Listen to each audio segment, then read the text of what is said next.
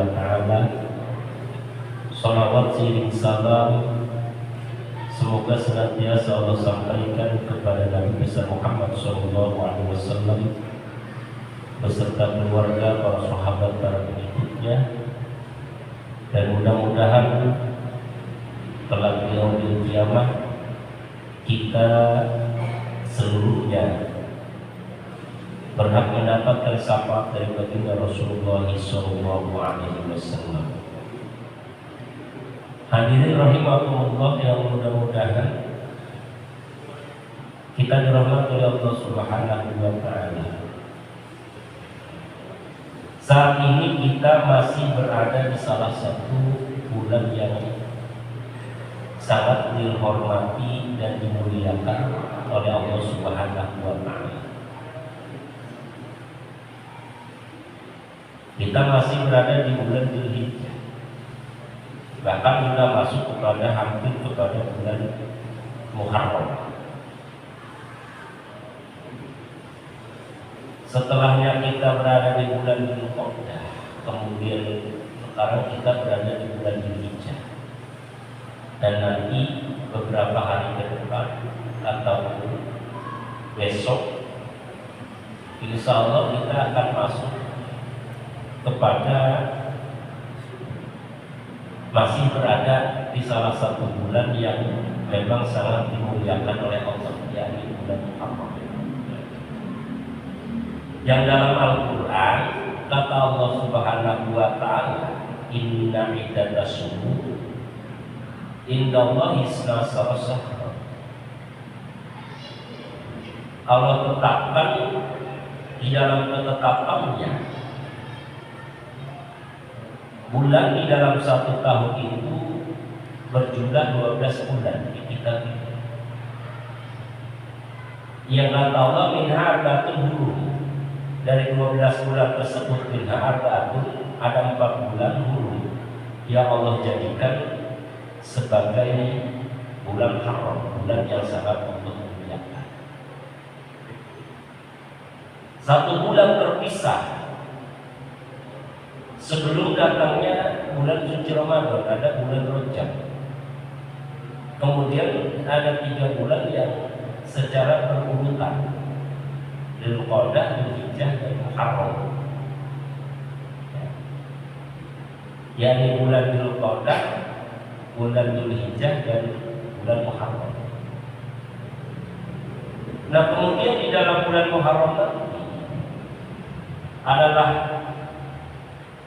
merupakan salah satu bulan yang dijadikan sebagai awal daripada penentuan tahun di dalam Islam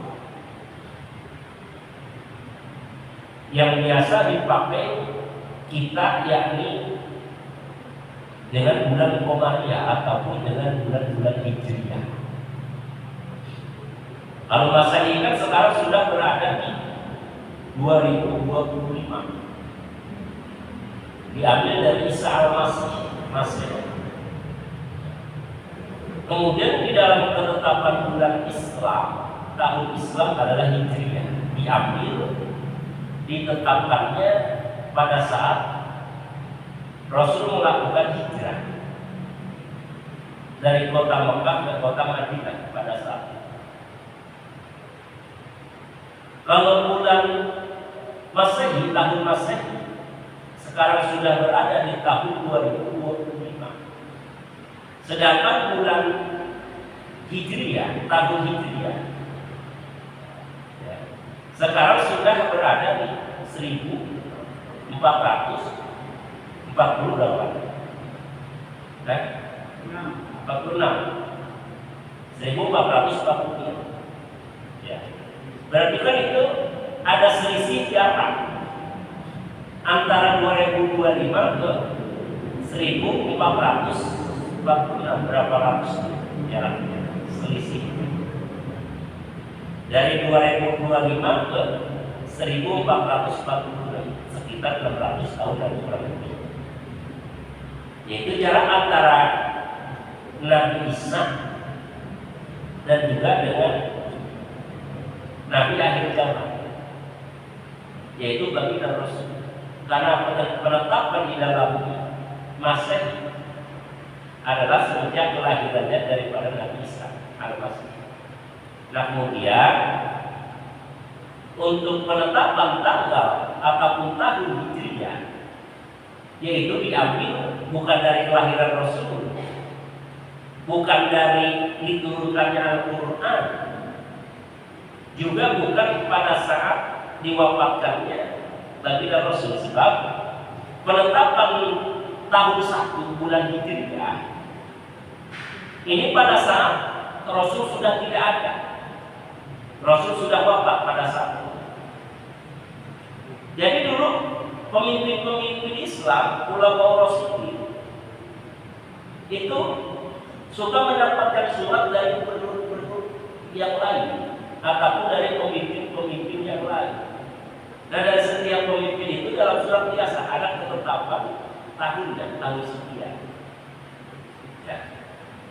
Nah Islam pada saat itu belum ada Hijriah, belum ditetapkan Hijriah. Ya. Maka berkumpullah para senior-senior daripada sahabat Rasul. Ada Sayyidina Abu Bakar, Sayyidina Umar, Sayyidina Utsman, dan juga Sayyidina Ali. Karena Allah baiknya pada saat itu. Dan masing-masing para sahabat ini memberikan pendapat untuk penetapan terhitung tahun pertama di bulan Islam. Tapi pada saat itu belum putus, belum mufakat apa nama bulan Islam pada saat itu. Ada yang mengajukan dalam gagasannya bagaimana kalau seandainya untuk penetapan tanggal tahun pertama bulan Islam ini adalah pada saat kelahiran baginda Rasul. Pendapat ini kurang diterima oleh para yang hadir pada saat itu karena dengan alasan tertentu. Kemudian ada lagi yang mengajukan bagaimana untuk penetapan bulan 1 dalam Islam ini, yaitu pada saat awal diturunkannya Al-Quran. Maka ini pun tertolak dengan alasan tertentu. Bahkan ada yang mengajukan bagaimana di dalam penetapan Islam, tahun Islam ini diambilnya pada saat terhitung, yaitu kewafatan baginda Rasul. Maka ini pun tertolak karena dengan alasan-alasan tertentu. Ya. Diambil satu sejarah yang sangat signifikan, yang sangat berpengaruh terhadap perkembangan agama Islam. Ya. Ketika diturunkan Al-Quran belum terlalu berpengaruh pada saat itu. Ya. Kemudian pada saat wafatnya Rasul, kalau seandainya jadi itu pun, mungkin kalau sekarang itu ditetapkan tanggal 1 ataupun tahun pertama Hijriah, maka setiap malam 1 tahun baru Islam, tahun baru Hijriah, kita sama saja merayakan terhadap kewafatan baginda Rasul. Maka ada gagasan dari Sayyidina Ali Karamallahu wajhah, bagaimana untuk penetapan tanggal 1 ataupun tahun pertama di bulan Islam ini, di tahun Islam ini diambil daripada hijrahnya Rasul. Ya. Dari kota Mekah ke kota Madinah. Karena ada alasan al-hijrah itu yufarriqu bainal haqq wal batil. Sangat signifikan dan berpengaruh terhadap hijrahnya Rasul itu terhadap sesuatu yang nampak dan yang batin. Ya. Orang-orang yang betul beriman kepada baginda Rasul, yang betul-betul meyakini terhadap ajaran baginda Rasul pada saat Rasul hijrah dari Mekah ke kota Madinah mereka. Sedangkan orang-orang yang setengah-setengah. Orang-orang yang munafik mereka tidak ikut untuk hijrah dari kota Mekah ke kota Madinah. Dan setelah peristiwa hijrah tersebut, Rasul sudah pindah dari Mekah ke Madinah. Maka di situ di kota Madinah, dari bimbingan baginda Rasul banyak terjadi perubahan yang luar biasa tentang kemajuan perubahan agama Islam di kota Madinah. Dan kalau masih di Mekah, Rasul dakwah masih terbatas, masih sembunyi-sembunyi. Masih banyak orang-orang yang memusuhi terhadap baginda Rasul yang begitu berpengaruh, seperti Abu Jahal misalnya. Dan mereka orang-orang berpengaruh. Ya, artinya Rasul belum terlalu bebas berdakwah pada saat masih berada di kota Mekah pada saat itu. Walaupun sudah beralih terang-terangan Rasul pada saat itu, karena ada berita Allah, ya, demi yang pertama demi keselamatan baginda Rasul dan juga demi kemajuan daripada dakwah baginda Rasul, maka Allah memerintahkan Rasul untuk hijrah dari Mekah ke Madinah. Ya. Maka orang-orang yang imannya betul-betul terhadap Rasul mengakui kerasulan, mereka ikut hijrah, pindah dari kota Mekah ke kota Madinah bersama Rasul pada saat itu. Nah, di kota Madinah setelah hijrah, Rasul banyak membimbing umat, bukan hanya dari segi agama, ya, terutama dari ekonomi, kemudian politik, dan juga yang lainnya. Rasul banyak membina, sehingga tidak sedikit setelah hijrah Rasul kemudian membina umat, terutama dalam bidang ekonomi agama Islam pada saat itu. Maka di situ mulai nampak dan hadir konglomerat dari golongan Islam pada saat itu, hasil daripada bimbingan Rasul. Di antaranya ada Abdurrahman bin Auf.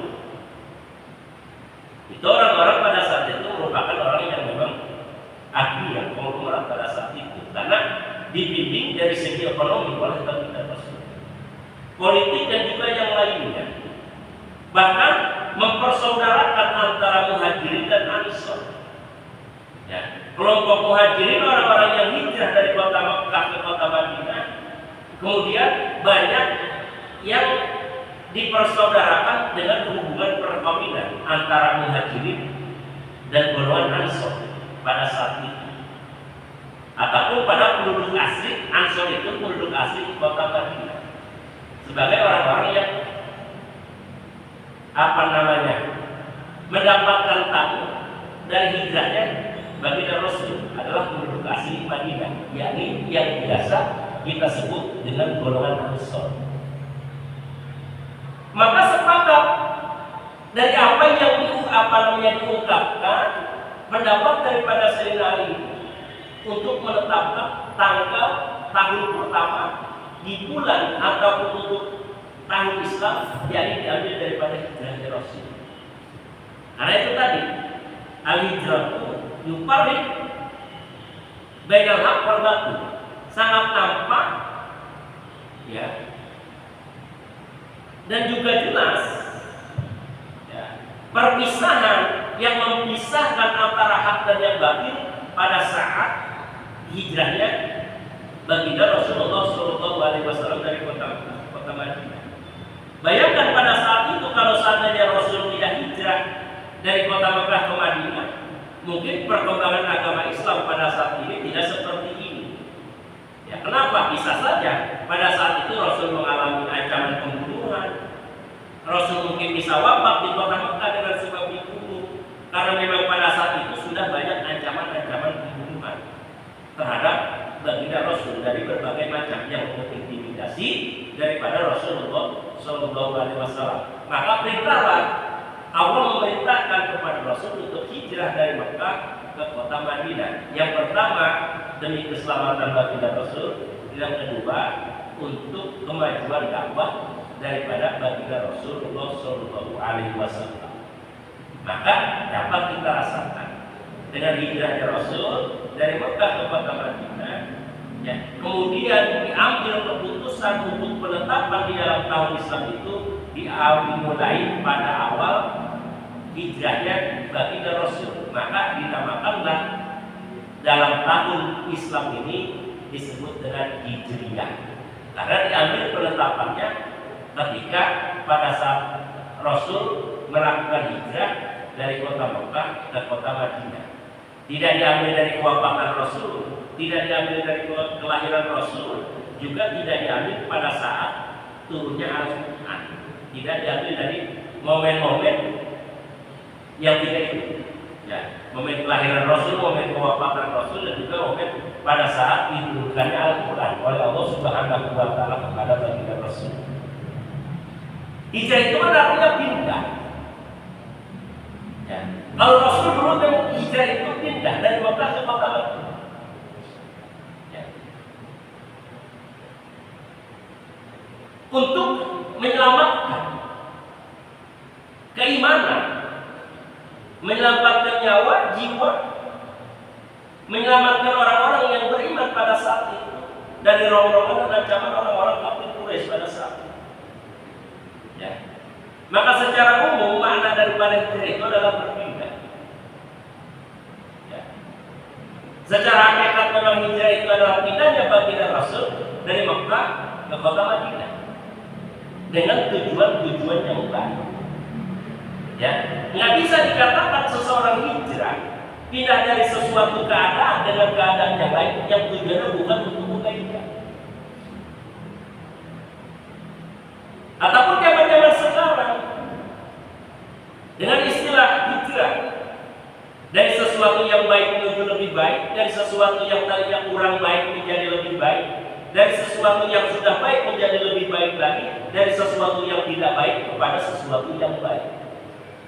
Sebab zaman sekarang kita tidak ada perintah untuk melaksanakan hijrah seperti baginda Rasul, pindah dari satu tempat ke tempat lain. Yang ada kita untuk melakukan hijrah dari suatu keadaan yang ada pada diri kita, dari jiwa kita, batin kita, hati kita yang sudah baik menjadi lebih baik, dari keadaan kita, akhlak, kondisi kita, hati kita dari yang belum baik menjadi baik, dari sesuatu yang sudah baik menjadi kepada keadaan kondisi yang lebih baik. Karena harus ada perubahan, kemajuan di dalam kehidupan seseorang, terutama di dalam masalah kebaikan. Maka hal tersebut ya tidak mungkin bisa kita laksanakan, tidak mungkin bisa kita lakukan kalau kita tidak menemukan itu dengan istilah hijrah. Pindah dari satu kondisi ke kondisi lain, dari kondisi baik menjadi lebih baik, kondisi tidak baik menjadi baik, kondisi yang sudah baik menjadi lebih baik lagi. Nah, maka salah satu daripada bulan yang sangat diagungkan oleh Allah Subhanahu wa Ta'ala dalam Al-Quran, inna idza tasyukur inna Allah istasara sahra, di kitabillah salah satu ataupun bulan yang Allah tetapkan dalam satu tahun berjumlah 12 bulan, ada 4 bulan minha arba'atul hurum yang Allah jadikan sebagai bulan yang sangat dimuliakan oleh Allah Subhanahu wa Ta'ala. Rajab sudah sebelum Ramadan, Dzulqa'dah sudah, Dzulhijjah kita masih ada di akhir sekarang, masuk besok kepada bulan Muharram, itu pun masih bulan yang sangat diagungkan oleh Allah Subhanahu wa Ta'ala. Ya. Nah, maka hadirin rahimakumullah, yang mudah-mudahan kita dirahmati oleh Allah Subhanahu wa Ta'ala. Maka dengan kondisi ketika kita mengambil daripada momentum singkat tentang hijrah tersebut, ya, kan setiap tanggal 1 bulan Muharram ataupun tanggal 1 di bulan Muharram akhir tanggal 1 tahun baru Islam, kan harus ada sesuatu momentum yang kita ambil sejarah singkat, ya, yang harus kita ambil. Kenapa kita harus memperingati, merayakan terhadap datangnya perubahan, perpindahan tahun yang ada di bulan, di tanggal apa, di tahun Hijriah? Ya karena itu tadi ada sejarah yang pernah terjadi dulu di dalam kehidupan baginda Rasul tentang hijrah. Maka pada saat ini ketika setiap datang perpindahan tahun di dalam tahun Islam yakni tahun Hijriah, maka itu pun harus ada sesuatu yang kita jadikan momen sejarah singkat di dalam tahun tersebut, di dalam momen tersebut. Ya. Kalau kita memang sekarang orang yang merasa tidak baik, maka berusaha dengan momentum tersebut untuk menjadi orang yang baik. Kalau kita sekarang memang merasa diri orang yang sudah baik, maka selalu berusaha untuk lebih meningkatkan, menghijrahkan kondisi kita kepada sesuatu yang lebih baik lagi. Karena apa? Seseorang yang hari ini sama kondisinya dalam segi kebaikan amal ibadah, ya, yang sama dengan hari kemarin, maka itu dikatakan sebagai orang yang rugi. Kenapa? Tidak ada peningkatan di dalam kehidupan. Sedangkan waktu semakin berjalan terus. Waktu tidak akan pernah terulang, kembali berulang. Waktu kemarin, maghrib kemarin dengan maghrib sekarang memang sama-sama maghrib, tapi sudah beda. Ya. Ataupun Isya nanti pada saat ini dengan Isyanya, waktu Isyanya kemarin itu pun sama secara penyebutan. Tetapi secara keadaan ini sesuatu yang berbeda. Tidak akan pernah bisa terulang dan tidak akan pernah bisa kembali. Makanya kata Rasul seperti itu. Orang yang hari ini sama, ya, kondisinya dalam segi kebaikan dengan hari kemarin, maka kata Rasul itu termasuk orang-orang yang tidak ada peningkatan di dalam kebaikan. Sedangkan usia kita semakin hari, semakin kembali, semakin berkurang. Apalah daya seandainya kalau seandainya usia kita semakin hari semakin berkurang, tetapi amal kita tidak ada peningkatan. Ya. Maka di antara yang harus kita pikirkan, di antara yang harus kita ambil hikmah adalah dengan peristiwa pergantian tahun baru di dalam Islam, yakni tanggal 1 bulan Muharram dalam tahun Hijriah. Itu harus ada sesuatu yang harus kita pikirkan dalam dengan keadaan diri kita, kondisi kita yang ada pada saat ini. Karena waktu itu tersebut terjadi. Kalau dalam Al-Quran, terutama surat Al-Asr, Allah mengatakan wal asri, demi waktu, demi masa. Kita bayangkan kan, ya, tahun kemarin dengan tahun sekarang itu kan kita bicaranya waktu. Waktu tahun kemarin dan waktu tahun sekarang. Sudah 12 bulan berlalu. Kalau hitungan hari mungkin kurang lebih 360 hari. Kalau hitungan minggu mungkin sekian minggu sudah terlibat. Artinya semakin berkuranglah jatah usia yang Allah berikan kepada kita. Semakin kemarin. Ya. Sebab ketetapan di dalam masalah usia seseorang manusia itu sudah Allah tetapkan. Nggak bisa diundur, nggak bisa dimajukan. Sedangkan waktu berjalan terus. Makanya kata Allah, innal insana lafi khusr. Manusia itu seluruhnya, termasuk kita, termasuk orang-orang yang di luar sana, termasuk orang-orang yang sedang melaksanakan aktivitas apapun pada saat ini, lafi khusr. Semuanya dalam rugi. Ini di dalam masalah mengisi waktu yang satu hari satu malam 24 jam. Kita rugi semuanya. Tetapi ada istisna, pengecualian dari Allah Subhanahu wa taala, illa kecuali alladzina amanu. Orang yang tidak mendapatkan kerugian di dalam masalah mengisi waktu yang diberikan oleh Allah Subhanahu wa taala, ada orang-orang yang beriman yang ada dalam keberuntungan. Orang yang di luar mendapatkan kerugian. Kemudian dengan amanunya, dengan keimanannya, amilus sholihah. Dia mau melakukan amal soleh, amal baik. Ingat, setiap orang sungguh pun bisa melakukan kebaikan, ini belum tentu melakukan amal soleh. Ya. Kenapa dalam Al-Quran amanu wa amilus sholihat? Iman, amal soleh. Ya. Sedangkan di awal tadi alladzina innal insana lafi khusr, manusia semuanya dalam keadaan rugi. Setiap manusia seluruhnya bisa melakukan kebaikan, tapi kebaikan yang dilakukan oleh manusia itu belum tentu bisa tercatat sebagai amal soleh. Kenapa? Ya. Orang-orang di luar mukmin, di luar Islam, mereka punya amal baik, punya pekerjaan baik. Mereka ada yang dermawan, setiap hari memberikan harta sedekah dalam bahasa mereka. Mereka ada yang melakukan puasa, mereka ada yang melakukan berbuat baik, menolong orang dan juga yang lainnya. Itu kan amal baik, tapi belum tentu apa yang mereka lakukan itu dan bisa dipastikan itu tidak jadi amal soleh. Kenapa? Tidak amal dan tidak ada iman.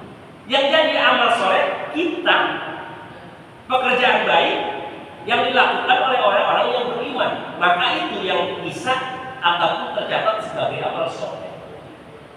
Walaupun dalam Al-Quran Allah menyatakan, ya, "Faman ya'mal mithqala dzarratin khairan yarah, wa man ya'mal mithqala dzarratin syarran yarah."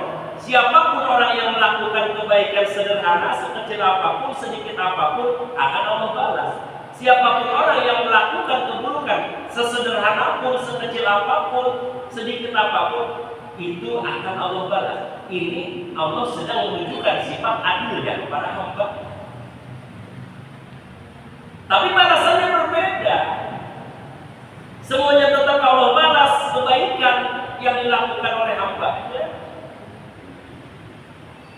Maka dengan adilnya Allah Subhanahu wa Ta'ala, cara membalasnya pun berbeda. Orang non-muslim yang tidak beriman, orang kafir, mereka melakukan kebaikan tetap termasuk dalam ayat "Faman ya'mal mithqala dzarratin khairan yarah", akan dibalas kebaikan mereka. "Faman ya'mal mithqala dzarratin syarran yarah", mereka melakukan keburukan, itu pun dibalas oleh Allah. Sama seperti kita melakukan kebaikan, Allah balas dengan kebaikan. Kita melakukan keburukan, Allah balas dengan sesuatu yang namanya dosa. Cuma tadi berbeda. Ketika orang-orang beriman melakukan kebaikan yang bisa saja kebaikan tersebut tercatat sebagai amal soleh, maka dalam ketetapan Allah membalasnya ini berbeda dengan cara Allah membalas kebaikan yang dilakukan oleh orang-orang kafir. Kalau kita muslim mukmin, rata-rata pada saat melakukan kebaikan amal soleh ini nggak langsung dibayar oleh Allah, ya, nggak langsung dibalas. Sholat kita yang kita lakukan pada saat ini, tadi sholat Nabi berjamaah, ada itu kebaikan yang luar biasa. Ada kewajiban yang kita laksanakan, ada anjuran yang kita lakukan dari Rasul apa? Kewajibannya sholat Nabi-nya, anjuran dari Rasulnya berjamaah. Kan gitu. Itu kan kebaikan. Ya. Pada saat ini, ya, kalau seandainya dibalas oleh Allah Subhanahu wa Ta'ala, ini luar biasa. Ya. Cuma kan kalau orang mukmin seperti itu, ketika melakukan kebaikan, ya belum tentu dibalas pada saat ini, ataupun secara langsung. Ya karena memang untuk orang yang beriman, dunia itu bukan tempat balasan amal kebaikan. Kebaikan apapun yang kita lakukan pasti Allah balas gitu. Sungguh pun kita salah niat bahasa ini, nggak karena Allah melakukan kebaikan dengan tujuan apa, itu pasti Allah balas. Ya cuma sesuai dengan itu tadi, dengan tujuannya. Ya. Maka orang-orang non-muslim pun ketika melakukan kebaikan itu dibalas oleh Allah Subhanahu wa Ta'ala dengan kebaikan. Cuma mereka langsung Allah kasih pada saat mereka masih hidup, masih ada jalan itu. Ya.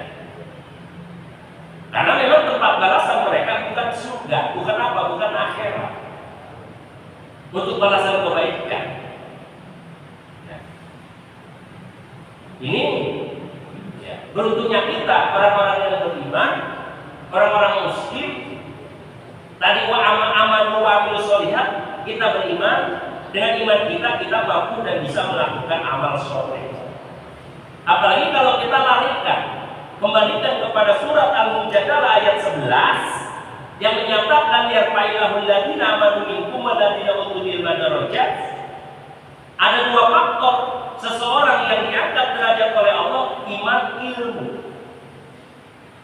Yarfa'illahul ladzina amanu, yang pertama iman. Walladzina utul ilma, juga beriman, berilmu. Seluruhnya kita yang sudah balik dan berakal tidak terlepas dari hitokudo, ketetapan Allah. Ada perintah, apa? Kewajiban sholat. Sebagai landasan daripada implementasi keimanan kita. Orang yang beriman itu harus melaksanakan apa yang Allah perintahkan, sholat. Sholat kita akan rapi, sholat kita akan sempurna. Dengan standarnya. Dengan apa? Al-ilmu. Dengan ilmu. Maka kalau sudah ada paduan antara iman dan ilmu, kita beriman. Kemudian dari ibadah yang kita lakukan yang dilandasi dengan keimanan juga dilandasi dengan ilmu. Maka apa yang kita lakukan dalam bentuk kebaikan, ini yang terjadi adalah amal soleh. Amal soleh tidak bisa terjadi tanpa iman, tanpa ilmu. Ataupun cuma hanya ada salah satu, imannya ada, ilmunya enggak jadi amal soleh.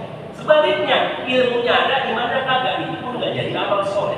Maka harus ada dua faktor yang menunjang supaya kita bisa mendapatkan catatan amal soleh di hadapan Allah Subhanahu wa Ta'ala, apa?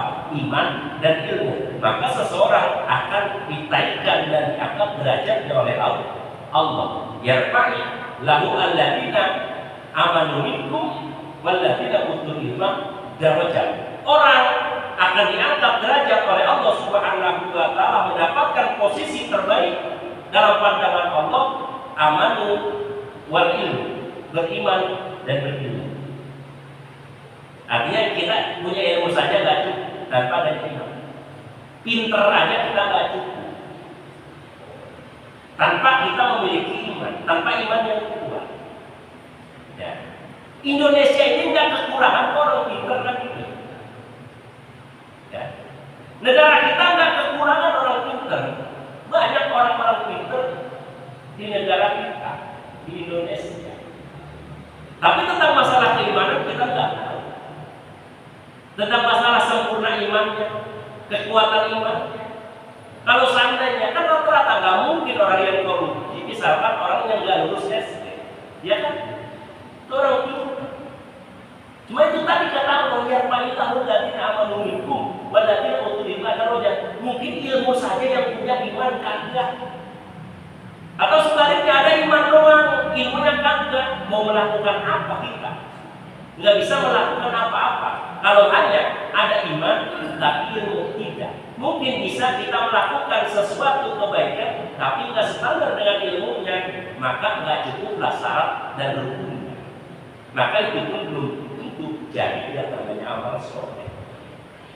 Sholatnya 5 waktu harus pakai ilmu, ada syarat rukun. Rukun paling tidak ada 14 ataupun ada 17. Dalam sholat yang 5 waktu ada niat, ada takbiratul ihram, ada Fatihah. Di antara kepaduannya ataupun rukunnya. Itu kita tidak laksanakan. Ya, sebagai bentuk rukun, ya udah sholat kita jadi. Ya, tetapi belum tentu sempurna. Standar sholat kita bisa diterima oleh Allah ataupun tidak, yaitu bagaimana cara kita melakukannya sesuai dengan syarat ataupun rukun. Kalau dengan sesuai syarat rukun, insya Allah itu sesuai standar, sholat kita bisa diterima. Kalau misalkan jauh daripada standar keilmuan, wallahu a'lam, kita mungkin hanya mampu berangan-angan. Mudah-mudahan apa yang kita lakukan dalam bentuk kebaikan itu bisa diterima oleh Allah Subhanahu wa Ta'ala. Karena kita manusia serba kekurangan. Ibadah yang kita lakukan selewat apapun kita pasti jauh daripada kata sempurna. Kebaikan, amal baik yang kita lakukan selewat apapun pasti jauh dari kata sempurna. karena kita adalah manusia. Ya. Walaupun dalam Al-Quran dapat melakukan insan tapi asrita, itu dari segi potensi yang Allah berikan kepada kita, berupa kelengkapan dalam tubuh kita, dalam jiwa kita, dalam batin kita, ada nafsu, ada akal, dan juga yang lainnya. Itu yang Allah berikan kepada kita. Dapat melakukan insan tapi asrita. Maka tadi tidak cukup dalam surat Al-Asr amanu wa amilus sholihat. Kata Allah nih, orang yang rugi itu yang tidak mendapatkan kerugian di dalam mengisi waktunya, pertama beriman, kedua melakukan amal soleh. Itu pun gak cukup kata Allah. Kalau beriman dan amal soleh itu hanya apa namanya, kita untuk diri pribadi kita saja. Ya, kita beriman, tapi kita sholat maghrib masing-masing itu untuk pribadi kita. Ya, nggak cukup kata Allah sampai di situ. Kalau kalian menjadi orang yang beruntung, keluar daripada orang-orang yang merugi, maka harus kalian lakukan dua lagi apa? Tawasau bil haq, tawasau bis sabr. Saling mengingatkan, menasihatkan tentang masalah hak, juga tentang masalah kesabaran. Ya. Artinya nggak cukup kita bisa beribadah, kita bisa melakukan amal baik, kemudian apa? Ada kesempatan untuk kita, diri kita, untuk bisa mengajak orang lain, memberi peringatan kepada orang lain untuk melakukan kebaikan, kemudian itu kita tidak lakukan, maka belum terlalu sempurna. Ya. Jadi ada kewajiban bagi diri kita pun untuk memberitahukan, mengajak orang-orang untuk melakukan kebaikan, disebut amar ma'ruf. Ya. Ya. Kita bisa sholat maghrib berjamaah, kemudian mungkin ada saudara kita ataupun anggota keluarga kita yang belum bisa melakukan itu, maka ada kewajiban buat kita untuk menegur mereka, memberikan peringatan kepada mereka. Kenapa tidak sholat? Ayo sholat. Perintah Allah. Kalau kita biarkan saja, maka kita masih tergolong ke dalam lagi husn. Hanya mementingkan diri, beriman untuk diri kita saja sendiri, melakukan amal soleh untuk diri kita sendiri saja, tapi membiarkan orang lain pada saat meninggalkan kewajiban tanpa memberikan peringatan sedikit, tanpa memberikan nasihat sedikit. Juga tentang masalah kesabaran.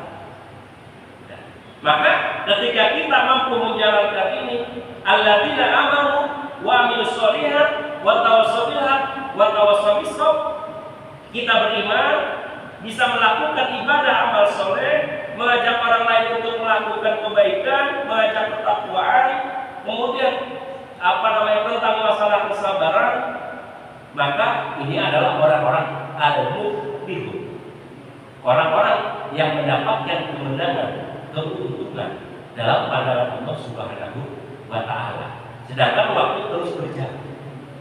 Ya. Kita sudah berapa tahun mengalami pergantian tahun dari setiap tahunnya. Dari mulai kita ingat misalnya, mungkin kita tidak ingat. Sudah beberapa kali kita mengalami pergantian tahun, baik itu Masehi ataupun Hijriah, yang sudah tak terhitung. Ya, artinya kita terus berjalan di dalam waktu tersebut, waktu yang Allah berikan kepada kita. Maka waktu tersebut tadi dalam Al-Quran wal asr, demi waktu, demi masa, apakah kita termasuk ke dalam orang-orang lebih muslim atau alladzina amanu wa amilus sholihat illa alladzina amanu wa amilus sholihat wa tawassaw bil haqqi wa tawassaw bis sabr. Apa kita berada di barisan orang-orang yang mendapatkan keuntungan dalam waktu yang Allah berikan kepada kita? Kita isi dengan iman, dengan amal soleh, dengan mengajak orang melakukan kebaikan, sama-sama melakukan kebaikan, juga saling menasihati tentang masalah kesabaran. Apakah kita sudah berada di posisi ini? Nah, hadirin rahimahullah, yang mudah-mudahan kita dirahmati oleh Allah Subhanahu wa Ta'ala. Makna apa? Terutama dalam kitab Durratun Nasihin, manusia itu dalam satu hari satu malam, dari segi bernapas secara normal, ya itu sekian ratus ribu diberikan napas. menghirup dan mengeluarkan. Dan semuanya itu tetap ada tanggung jawab ataupun tuntutan dari Allah Subhanahu wa Ta'ala, ya, di dalam masalah pertanggungjawaban, ya, di dalam mengisi waktu tersebut. Apakah termasuk alladzina amanu wa amilus sholihat tawassaw bil haqqi tawassaw bis sabr? Ya. Ketika kita sudah mungkin sedikit demi sedikit bisa menjadi orang yang beriman, kemudian amal baik sedikit banyak sudah mulai bisa kita lakukan, maka kita pun ada berkewajiban untuk memperhatikan orang lain, mengajak ya orang lain, bukan memponis tapi mengajak. Kalau memponis beda lagi, udah sholat itu neraka, nggak bisa begitu.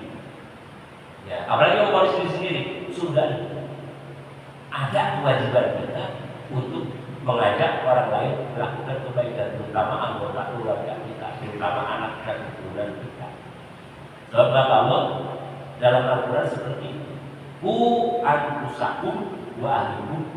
Nah, jaga diri kita, jaga keluarga kita, jaga kerabat kita, jaga saudara-saudara kita, ku anfusakum wa ahlikum nar, dari siksa api neraka. Caranya itu dengan amanu wa amilus sholihat tawassaw bil haqq tawassaw bis sabr.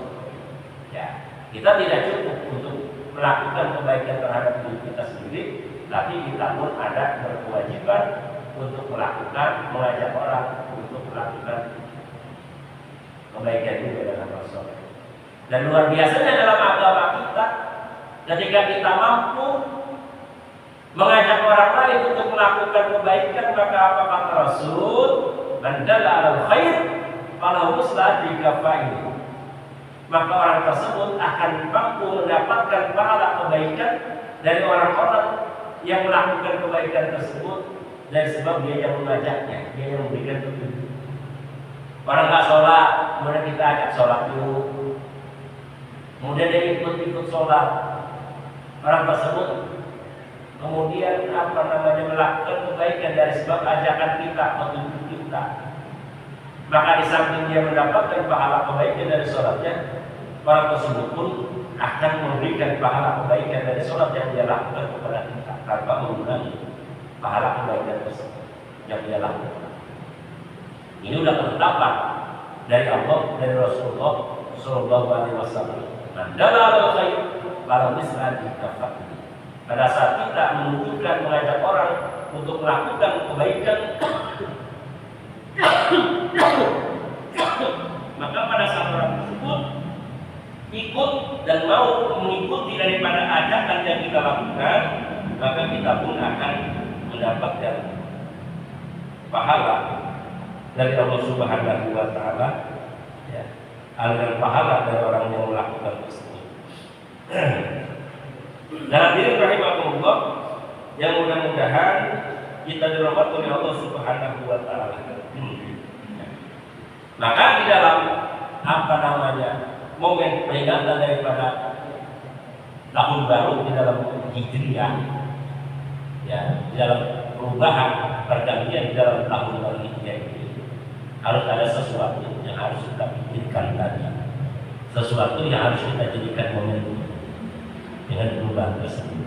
Ya, waktu semakin berubah, maka Rasul dalam hadisnya umur umat Nabi Rasul itu tidak lebih daripada 1500 tahun. Artinya memang sekarang sudah benar-benar berada di akhir zaman seperti itu.